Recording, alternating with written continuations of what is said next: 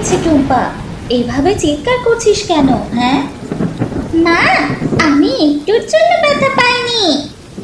এ কি, ঘরের চাল এখানেও ভেঙে গেছে? একটু বলেই তো তোর মাথার উপরে এসে পড়তো। আজ তোর বাবা আসুক বাড়ি, এর অবস্থা তোর বাবাকে দেখাবো। টুম্পা, টুম্পার মা, তোমরা কোথায়? এই তো আমি চলে এসেছি। তুমি এসেছো? একটুর জন্য আজ তোমার মেয়ের জীবন রক্ষা পেয়েছে।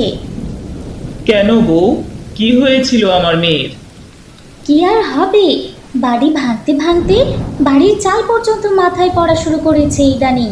একটুর জন্য তোমার মাথায় উপরে পড়েনি। ও, তুমি এমন ভাবে বলেছিলে, আমি তো ভয় পেয়ে গিয়েছিলাম। কি না কি হয়েছে! এই পুরনো কাঠ আর ঘরের চাল মাথায় পড়লে আর যাই হোক, জীবন চলে যাবে না। এত বড় ব্যাপারটা তুমি উড়িয়ে দিলে। আর কতদিন থাকবো এই ভাঙা বাড়িতে? অনেক দিন থেকেছি। আর না, হয় তুমি নতুন বাড়ি করবে, নয়তো আমরা রাস্তায় গিয়ে উঠবো। হঠাৎ করে বললেই তো আর হয় না। একটা বাড়ি করতে কত টাকার প্রয়োজন হয় তুমি সেটা জানো? এই অভাবের সময় এত টাকা কোথায় পাবো আমি? তোমার অভাবের চিন্তা করেই তো এই বাড়িতে থাকলাম। তুমি তো আমাদের নিয়ে চিন্তাই করো না। মেয়েটা যে একটুর জন্য ব্যথা পায়নি, সেটা নিয়েও তোমার কোনো মাথা ব্যথা নেই। আচ্ছা আচ্ছা, আমার ভুল হয়ে গেছে। আমাকে কয়টা দিন সময় দাও, আমি দেখি কিছু করতে পারি কিনা। এই কথা বলে টুম্পার বাবা তার মরল মশাইয়ের বাড়ি যায়।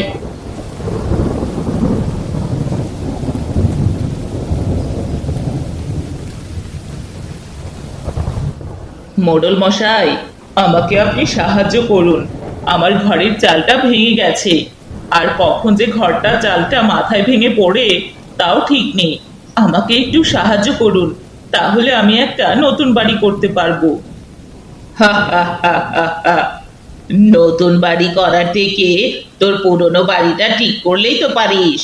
এতে করে টাকা পয়সাটাও কম লাগবে। মোড়ল মশাই, বাড়ি ঠিক করে করে তো এতদিন চলছি, এখন বাড়ির যে অবস্থা হয়েছে, হাতুড়ি দিয়ে বাড়ি মারলেই পুরো বাড়ি ভেঙে যাবে। এই জন্য আমার কাছে সাহায্যের জন্য আসবি তুই? আর কোথাও সাহায্য পাওয়ার জায়গা পাস না বুঝি? তোরা হয়তাছিস গরিব, তোদের জন্য ভাঙা ঘরই যথেষ্ট, আবার নাকি নতুন ঘর বানাবে। ভাগ এখান থেকে। এই কথা শুনে টুম্পার বাবা অনেক কষ্ট পেল, আর সেখান থেকে চলে গেল বাড়িতে। বাড়িতে ফেরার সময় অনেকগুলো কলা গাছ আর বাড়ি বানানোর জন্য জিনিসপত্র নিয়ে আসলো। তোমাকে না বলেছিলাম নতুন বাড়ি বানানোর কথা? আর তুমি কি না এগুলো কলা গাছ নিয়ে এসেছো? কি করবে এগুলো দিয়ে? ভেলা বানাবে নাকি? বউ, ভেলা বানাবো কেন? কলা গাছ দিয়ে আমাদের স্বপ্নের বাড়ি বানাবো। কলা গাছ দিয়ে আবার স্বপ্নের বাড়ি বানানো যায় নাকি? এর থেকে আমাদের ভাঙা বাড়ি ভালো। প্রতিবেশীরা দেখলে কি বলবে? তুমি নতুন বাড়ি বানাতে বলেছো, আমি বানাচ্ছি। তুমি দেখো বাড়িটা কত সুন্দর হয়। আগের বাড়ি থেকেও মজবুত হবে এই বাড়ি।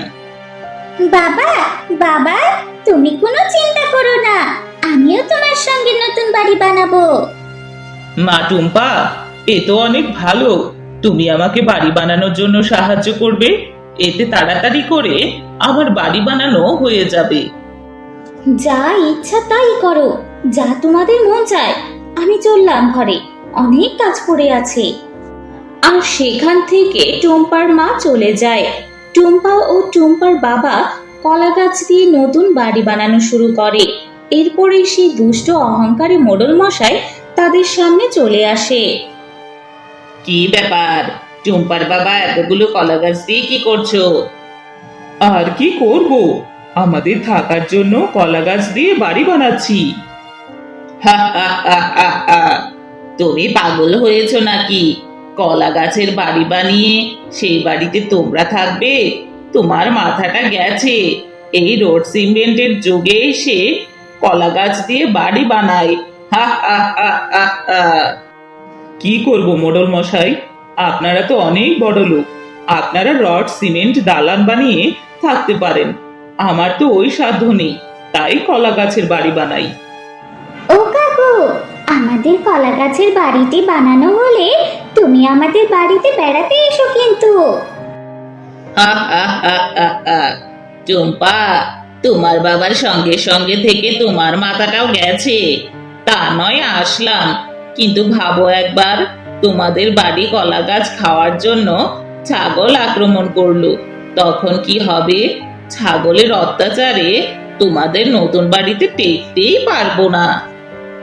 কাকু, তুমি এভাবে বলছো কেন? ছাগল আমাদের বাড়ি কেন খাবে? বলা তো যায় না, খেতেও পারে। আমি আমার দালান কোঠা ছেড়ে তোমাদের কলা গাছের বাড়িতে কখনো আসবো না। তোমাদের বাড়িতে তোমরাই থাকো, আমি চলি। হা হা হা হা হা।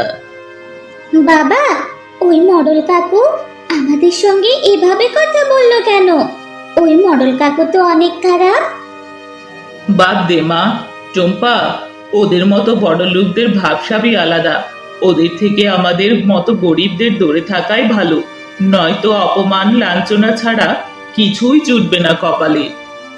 আমি ওই মডেলের সাথে কখনো কথা বলবো না বাবা, যতদিন না পর্যন্ত ওই মডেল মশাই আমাদের বাড়িতে না আসবে।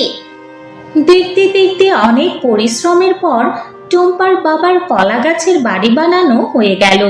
টুম্পারা তাদের ভাঙা বাড়ি রেখে তাদের নতুন কলা গাছের বাড়িতে উঠল।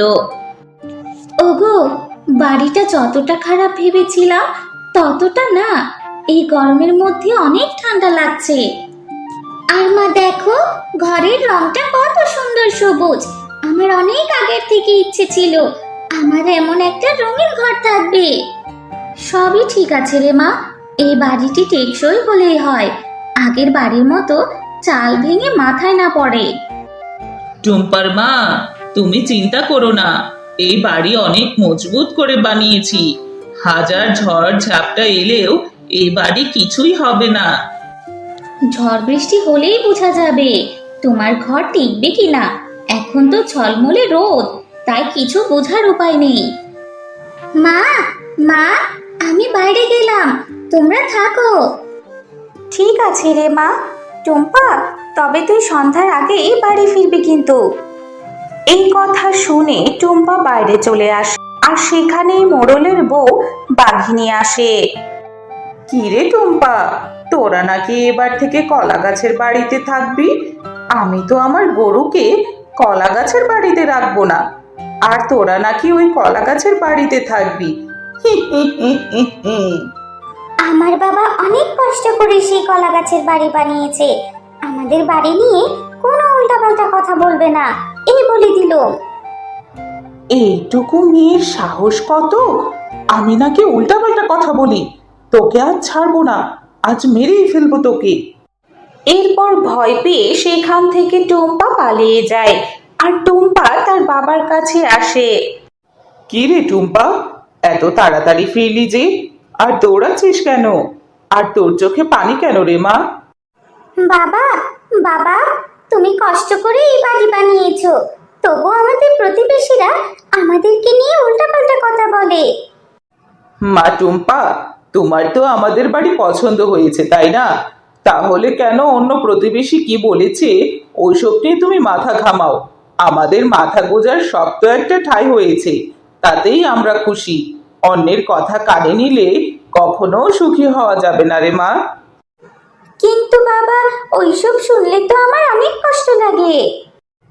মা টুম্পা, এমনিতেই আমরা গরিব, তার উপর প্রতিবেশীদের কথা শুনলেই তো আমাদের বেঁচে থাকা মুশকিল হয়ে দাঁড়াবে। তাই তুমি এসব কথা আমার মতো এক কান দিয়ে শুনে আরেক কান দিয়ে বের করে দিবে, তাহলে আর কষ্ট লাগবে না রে মা। টুম্পার মা, আকাশের অবস্থা খুব একটা ভালো দেখছি না, বের হওয়া কি উচিত হবে? দেখে তো মনে হচ্ছে বড়সড় একটা ঝড় হবে, এখন বের না হয় ভালো। ঠিক আছে টুম্পার মা, তুমি যেহেতু বলেছো সেহেতু এখন আর বের হব না। অনেক জোরে একটানা 2 দিন ঝড় বৃষ্টি হলো। পুরো গ্রাম বন্যার পানিতে ডুবে গেল, এবং কি মোড়ল মশাইয়ের দালান কোঠার বাড়িতেও পানি ঢুকলো। এই পানির যন্ত্রণায় একটা কাজও ঠিক মতো করতে পারছি না। ঘরে দামি দামি জিনিসগুলো পানিতে ডুবে নষ্ট হয়ে যাচ্ছে। আমাদের এই অবস্থা হলে তাহলে টুম্পাদের নিচু কলা গাছের বাড়ির যে কি অবস্থা হয়েছে মনে হয় তো ডুবে গেছে। শোনো, তুমি ওই টুম্পার বাবা যদি আমাদের বাড়িতে আশ্রয় নিতে আসে তাহলে তুমি দয়া দেখাবে না, আমরা নিজেরাই কিন্তু এখন বিপদে আছি। আরে না, তা কেন করব? যে পরিমাণ বন্যা হয়েছে এতক্ষণে হয়তো তারা সবাই মরে ভূত হয়ে গেছে কিনা তাও ঠিক আছে। মা, যে পরিমাণ বন্যা হয়েছে এভাবে কিছুক্ষণ সময় থাকলে তো আমরা সবাই ডুবে মরে যাব। আশেপাশে সব বাড়িগুলো ডুবে যাচ্ছে। মা, বাবা, দেখো দেখো, ওই যে একটা বাড়ি কত সুন্দর পানিতে ভেসে বেড়াচ্ছে। আরে, ওটা তো টুম্পাদের কলা গাছের বাড়ি। ওই বাড়ি তো একদমই ঠিকঠাক আছে, আর এক ফোঁটা পানিও ঢোকেনি। আরে, মোড়ল মশাইরা নাকি? তোমাদের তো দালান কোঠা ডুবে যাচ্ছে, তোমরা ঠিকঠাক আছো তো? যে পরিমাণ বন্যা হয়েছে কিভাবে ঠিকঠাক থাকি বলো তো? আর তোমার বাড়ি তো সুন্দর ভেসে বেড়াচ্ছে কিভাবে? দেখতে হবে না কার বানানো বাড়ি এটা, আর কলা গাছ দিয়ে বানিয়েছি বলে তাই পানিতে ভেসে বেড়াতে পারছি। টম্পার বাবা, তোর বাড়িতে আমাদেরকে একটু থাকার জন্য জায়গা দে, নইলে তো আমরা ডুবে মারা যাব।